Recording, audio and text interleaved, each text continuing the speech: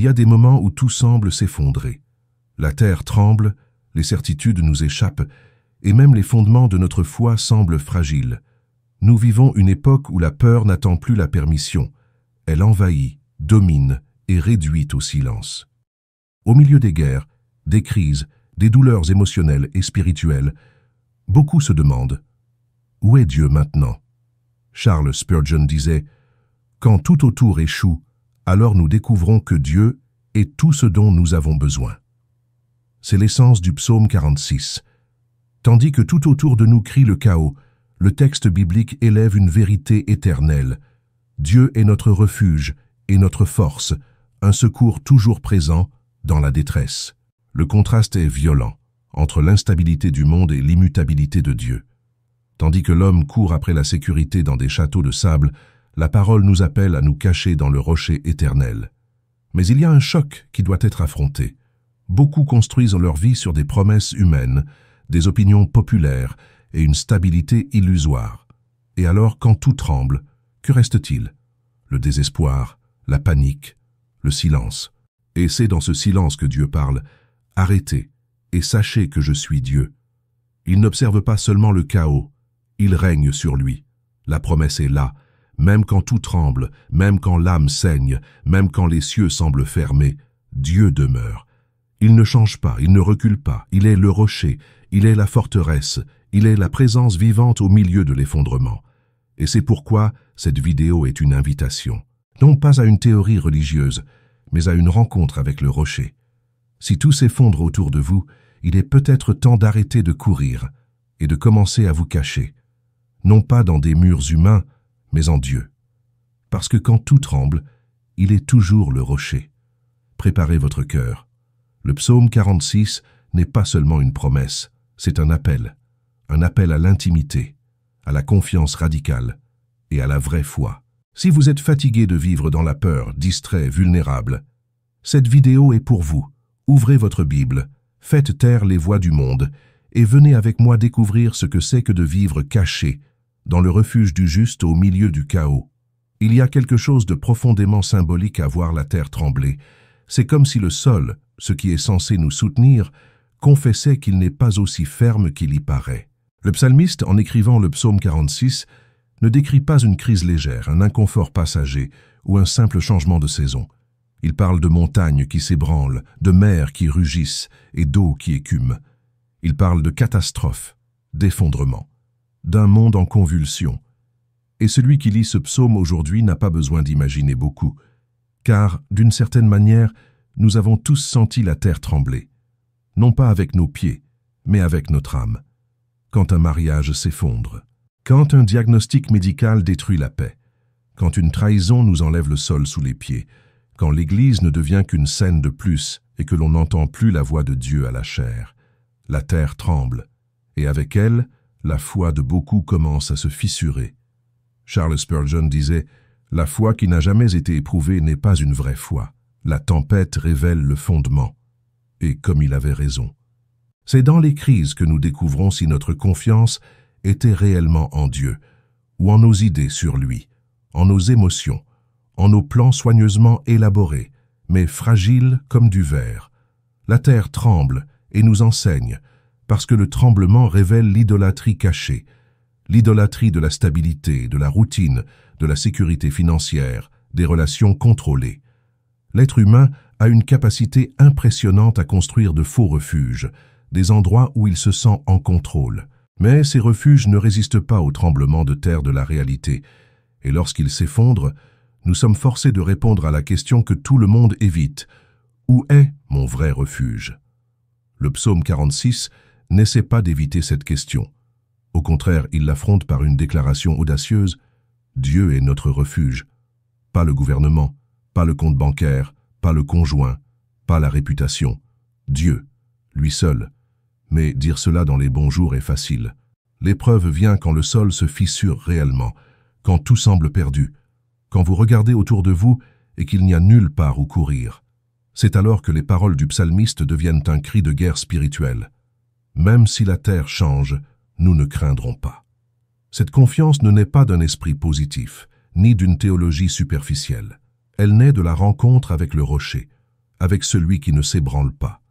La confiance au milieu de la crise est la signature de celui qui a passé du temps avec Dieu avant que le tremblement de terre ne commence.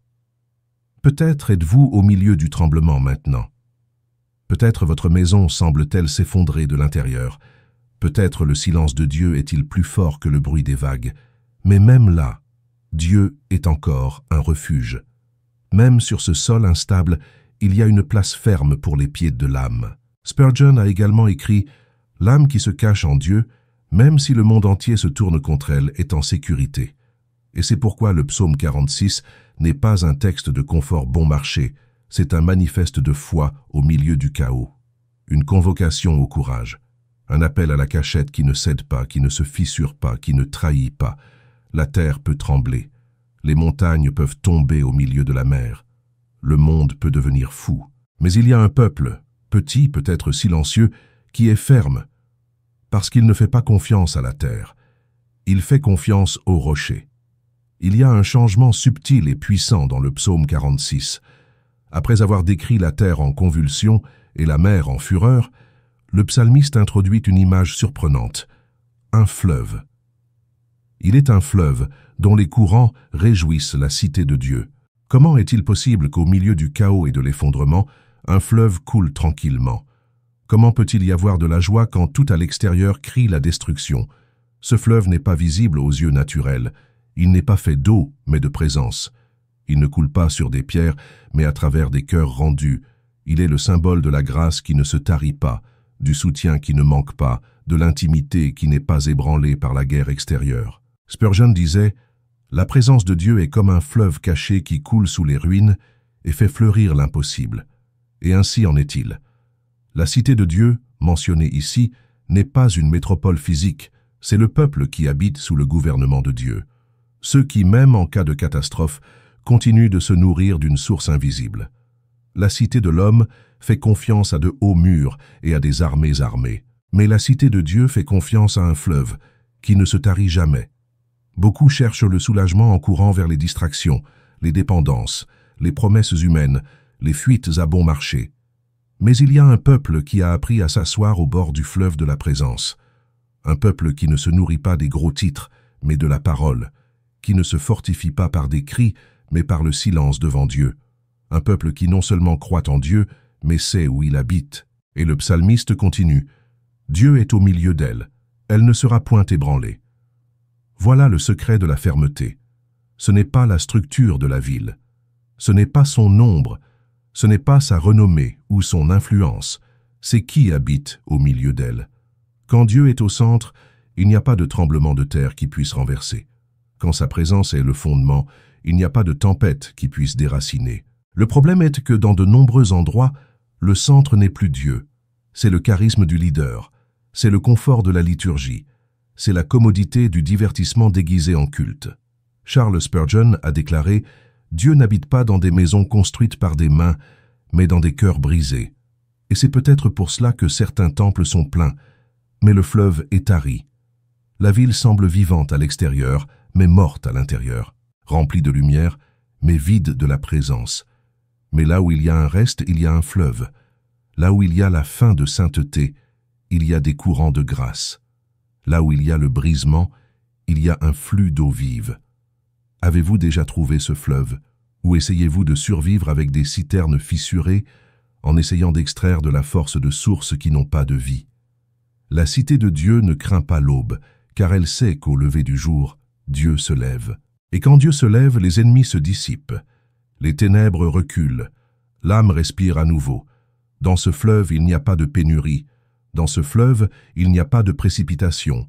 Dans ce fleuve, il n'y a pas de peur. Il y a seulement le flux d'une présence qui soutient, réjouit et renouvelle.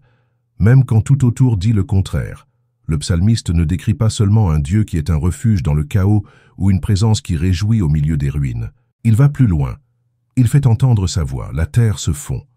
C'est là que tout change. C'est là que le chaos n'est pas seulement affronté, mais subjugué. La voix de Dieu n'est pas une opinion parmi tant d'autres. Ce n'est pas un conseil spirituel alternatif. C'est le décret qui désarme les batailles, qui brise les arcs et met en pièces les lances. Quand il parle, l'enfer se tait. Quand il se lève, les nations s'inclinent. Et quand il intervient, le temps s'accélère ou ralentit, selon sa volonté souveraine.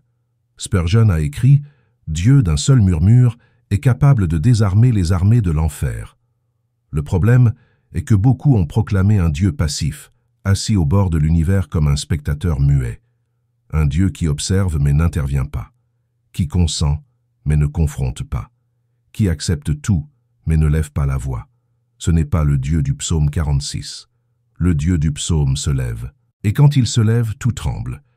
Mais il ne se lève pas par vanité, ni par impulsion. Il se lève en faveur de son peuple, en défense de sa gloire, en réponse à l'intercession des humbles, en l'honneur de sa propre parole. Il ne se lève pas pour faire un spectacle, mais pour exécuter la justice. Et cela change tout. Le champ de bataille devient un autel. La lamentation se transforme en chant. La peur cède la place à la paix. Quand il se lève, il n'est plus nécessaire de crier, car sa voix suffit. Sa présence résout. Mais il faut que le peuple fasse confiance, attende, crie, car Dieu ne se lève pas face à l'impatience, mais face à la foi, non à la pression, mais à la reddition, non au bruit, mais au brisement. De nombreuses églises aujourd'hui sont pleines de bruit, mais vides de clameur, pleines de programmes, mais vides de présence. Et elles se demandent alors pourquoi la guerre ne change pas, pourquoi l'ennemi avance, pourquoi les chaînes ne se brisent pas. La réponse est simple. Il ne suffit pas de chanter sur Dieu. Il faut provoquer son intervention. Et comment provoque-t-on cette intervention? Ce n'est pas avec des stratégies humaines, ni avec des cris religieux, mais avec des cœurs qui se rendent, avec des genoux qui se plient, avec des larmes qui coulent par soif de Dieu. Quand Dieu se lève, ce n'est pas seulement l'ennemi qui recule, c'est le peuple de Dieu lui-même qui se lève avec lui, fortifié, restauré, positionné, parce que la bataille n'a jamais été la leur. Elle a toujours été celle du Seigneur. Peut-être attendez-vous que la guerre se termine pour avoir la paix, mais le psaume nous montre que c'est lorsque Dieu se lève que la guerre change. Et c'est lorsque vous faites confiance que Dieu se lève. La voix qui fait fondre la terre est la même qui calme votre cœur. Le Dieu qui fait trembler les nations est le même qui vous appelle par votre nom. Il n'est pas distant, il n'est pas indifférent. Il attend simplement d'être cherché avec vérité. Et quand vous chercherez, il viendra. Quand il viendra, tout changera. Car quand Dieu se lève, aucun enfer ne reste debout. Il y a une scène qui se répète tout au long de l'histoire. Les royaumes s'effondrent, les murailles tombent, les empires orgueilleux deviennent poussière. L'homme construit des cathédrales, élève des tours et fonde des nations avec la promesse d'éternité. Mais tout s'incline devant le temps, la rouille et le vent. Tout, sauf la cité de Dieu. Le psaume 46 affirme avec précision. Il est un fleuve dont les courants réjouissent la cité de Dieu, le sanctuaire des demeures du Très-Haut. Dieu est au milieu d'elle, elle ne sera point ébranlée. Ici, nous ne parlons pas d'une cité géographique, mais d'une réalité spirituelle. Une demeure invisible, soutenue non par des pierres, mais par la présence. Non par des murs, mais par une alliance. Non par la force humaine, mais par la fidélité divine. Tandis que le monde s'effondre dans ses propres projets de gloire, il y a un peuple qui reste debout. Non pas parce qu'il est plus fort, mais parce qu'il est enraciné dans quelque chose d'éternel. Cette ville, cette vraie Église, n'est ni à Jérusalem ni à Rome. Elle n'est pas enregistrée au cadastre ni indexée par des algorithmes. Elle est dans le cœur des rachetés, sur les genoux pliés des saints, dans les murmures des intercesseurs inconnus. Charles Spurgeon a dit « La cité du Seigneur peut-elle tomber? Sa demeure peut-elle être prise? Jamais. Car là où Dieu habite, là se trouve le trône invincible. » La grande question est, notre Église, aujourd'hui, est-elle dans cette ville, ou ne fait-elle que lui ressembler? De nombreux rassemblements se disent « maison de Dieu », mais Dieu n'y habite plus depuis longtemps. Il y a des cultes bondés, mais des cœurs vides, des programmes surchargés, mais des autels silencieux. La ville peut sembler ferme aux yeux humains, mais si Dieu n'est pas au milieu, elle est condamnée à tomber. Dieu est au milieu d'elle, c'est la clé. Ce n'est pas l'esthétique, ce n'est pas le son, ni l'architecture, ce n'est pas le nombre de followers sur Instagram, c'est la présence. Quand Dieu est au milieu, le culte est vivant, la parole brûle, les larmes coulent, Les péchés sont confessés et non cachés. Les orgueilleux se brisent, les captifs sont libérés. Le diable ne résiste pas, et les hommes ne s'enorgueillissent pas. Cette ville vit de l'eau du fleuve, un fleuve qui ne se tarit pas, car il ne naît pas de la terre. Il vient du trône de Dieu, un flux constant de grâce, de consolation, de discernement et de puissance. Un fleuve qui réjouit, mais non par des rires superficiels, mais par la paix qui surpasse toute intelligence. Quand tout tremble dehors, la cité de Dieu demeure. Quand les empires vacillent, elle chante. Quand les hommes paniquent, elle prie. Et non pas parce qu'elle est coupée de la réalité, mais parce qu'elle voit au-delà. Il y a une différence entre les temples bondés et la cité de Dieu, entre les multitudes religieuses et le peuple du fleuve. Le premier s'ébranle au moindre tremblement. Le second reste inébranlable car il sait d'où vient sa source. Faites-vous partie de cette ville? Cette question ne se répond pas par le nom d'une dénomination, ni par le poste que vous occupez ou les événements auxquels vous participez. On y répond par la présence. Dieu est-il au milieu de votre vie, de votre maison, de vos pensées, de votre culte? Si ce n'est pas le cas, tout ce qui semble ferme n'est en réalité que du sable. Et tout ce qui est visiblement solide peut s'effondrer avec une tempête. Mais s'il est là, alors vous appartenez à la cité qui ne sera jamais ébranlée. Même si les montagnes bougent, même si les royaumes se brisent, même si la terre entière est bouleversée, la cité de Dieu est debout. Et tant qu'un fleuve coulera, il y aura de l'espoir pour ceux qui se rendent à la présence. Le verset dit « Les nations mugissent, les royaumes chancellent, il fait entendre sa voix, la terre se fond. » Ici, le psalmiste dresse un contraste puissant. D'un côté, le bruit des nations, guerre, crise, idéologie, gouvernements s'affrontant comme des bêtes en cage. De l'autre, le son d'une seule voix, celle de Dieu, et tout se tait, tout s'incline, tout se fond. L'histoire de l'humanité a toujours été racontée au son des trompettes de guerre et des décrets impériaux. Babylone, la Perse, Rome, Napoléon, Hitler. Tous sont venus avec des promesses de domination éternelle. Tous sont tombés devant l'éternité d'un seul trône. La terre tremble devant les armées, mais se dissout devant la parole. Spurgeon prêchait que « un murmure de Dieu est plus puissant que le cri des rois ». Et c'est ce que le psaume 46 nous rappelle. Ce n'est pas le volume des hommes qui définit l'avenir, mais la volonté du Seigneur. Aujourd'hui, le monde continue dans la frénésie. Les nations mugissent toujours, les marchés crient, les médias hurlent, et le peuple de Dieu souvent court dans tous les sens en essayant de comprendre ce qui se passe, en essayant de trouver la sécurité dans les statistiques, le confort dans les stratégies, le refuge dans les idéologies. Mais le texte nous ramène à la source, la voix du Seigneur. Elle n'a pas besoin de rivaliser avec les autres. Elle ne s'impose pas avec hystérie. Elle n'entre pas dans le débat. Elle parle simplement. Et quand elle parle, le chaos reconnaît son autorité. C'est la même voix qui a séparé la lumière des ténèbres. La même voix qui a ouvert la mer, qui a appelé Lazare hors de la mort, qui a calmé la tempête par un silence. Cette voix parle encore.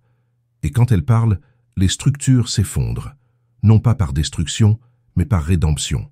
C'est pourquoi, si tout s'effondre autour de vous, ce n'est peut-être pas le moment de parler plus fort. C'est peut-être le moment d'écouter mieux. Tandis que le monde crie, Dieu appelle en silence. Il ne rivalise pas avec le bruit, il règne sur lui.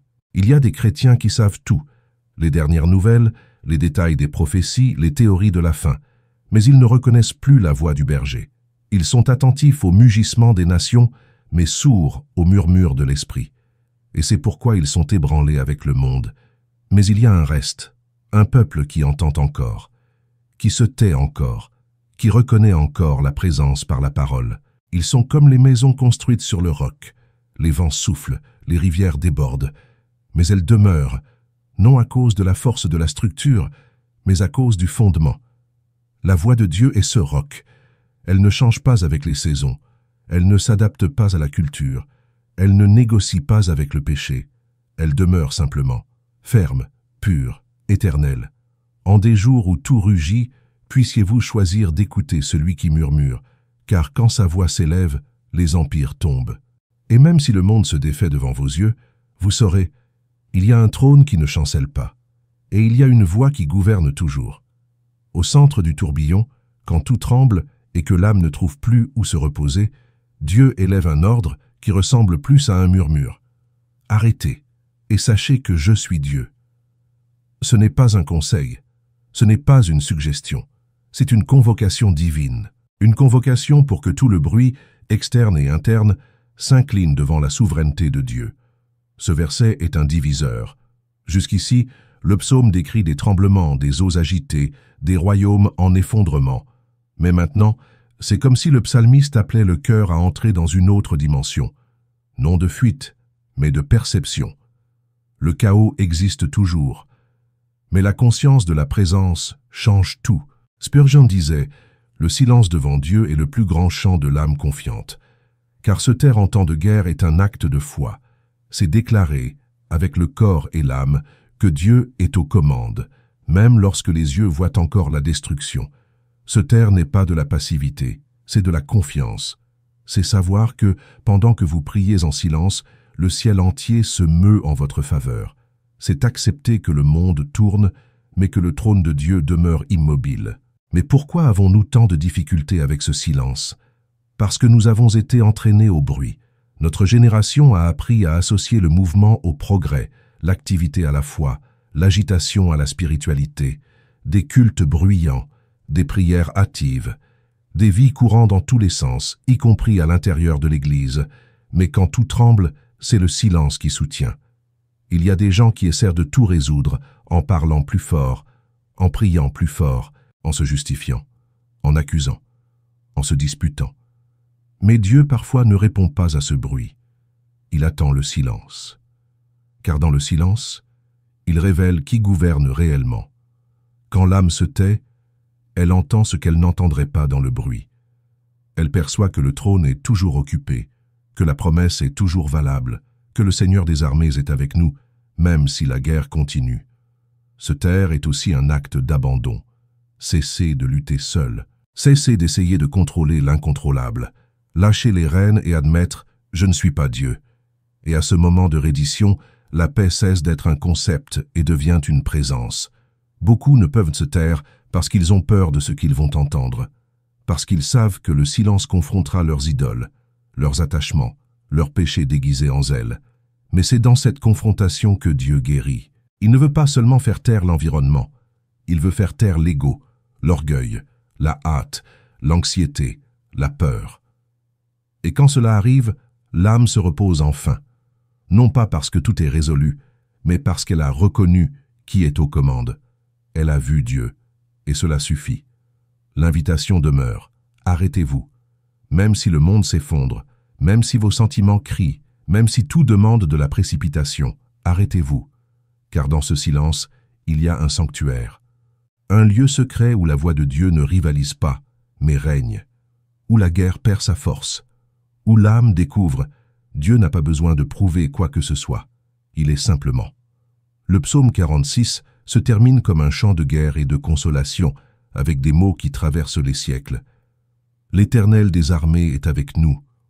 Le Dieu de Jacob est pour nous un refuge. Cette phrase se répète comme un sceau, un écho de la certitude qui transforme la peur en foi et les ruines en forteresse. Le Dieu de Jacob n'est pas un titre anodin. Jacob fut l'homme brisé, le trompeur qui lutta avec Dieu et en sortit boiteux, transformé en Israël. En invoquant le nom de Jacob, le psalmiste nous rappelle « Le Dieu qui est avec nous est expert pour traiter avec les faibles, les imparfaits, les affligés. » Ce n'est pas le Dieu des forts, mais le Dieu qui transforme les faibles en guerriers, qui transforme les boiteux en patriarches, qui transforme le chaos en espérance. Et ce n'est pas n'importe quelle présence, c'est celle de l'Éternel des armées, le commandant suprême du ciel, celui qui ne perd pas de bataille, qui n'est pas pris par surprise, qui ne recule pas. Sa présence n'est pas seulement une compagnie symbolique, c'est une protection réelle, c'est une couverture surnaturelle, c'est la sécurité au milieu de l'effondrement. Spurgeon disait « Dieu avec un homme est une majorité, Dieu avec son peuple est une victoire garantie. » Et quand cette vérité descend dans le cœur, la peur commence à reculer, parce que la confiance n'est pas dans le scénario, mais dans la présence. Mais qu'est-ce que cela signifie pour nous aujourd'hui? Cela signifie que, même quand tout tremble, relations, santé, finances, structure, le Seigneur demeure. Il ne visite pas, il habite. Et là où il habite, l'impossible s'incline. Il ne promet pas l'absence de guerre, mais il garantit la présence sur le champ de bataille. Beaucoup veulent un Dieu qui les retire de la guerre. Le psaume nous présente un Dieu qui entre avec eux dans la guerre, qui ne les épargne pas de la bataille, mais les protège au milieu d'elle. Et cela change tout. Cette présence n'est pas perçue par les yeux, elle est discernée dans l'esprit. Au milieu de la prière sincère, de la larme cachée, du silence qui crie au secours, elle est le soulagement qui envahit sans explication. Elle est la force qui se manifeste lorsque toutes les autres sources se sont taries. Et quand l'âme comprend cela, elle cesse de demander une délivrance immédiate et commence à désirer la présence. Car là où le Seigneur est, le chaos ne vint pas. Là où il règne, la fin n'est jamais une défaite. Même si le corps tombe, l'âme reste debout. La grande tragédie de beaucoup aujourd'hui n'est pas la guerre externe, c'est l'absence de perception de la présence. Il y a des gens entourés de promesses, de miracles, de paroles vivantes, mais ils restent terrifiés, car ils ont oublié qui est avec eux. Le psaume se termine en disant « Il est avec nous », non seulement avec les prophètes, non seulement avec les martyrs, non seulement avec les grands noms de la foi, il est avec vous, aujourd'hui, maintenant, dans votre chambre, dans votre lutte, dans votre vallée, et s'il est avec vous, alors vous êtes sur un sol sacré, peu importe à quel point il semble instable, car là où Dieu pose le pied, le sol ne tremble pas, le sol devient ferme, c'est la promesse, c'est le roc, c'est l'espérance.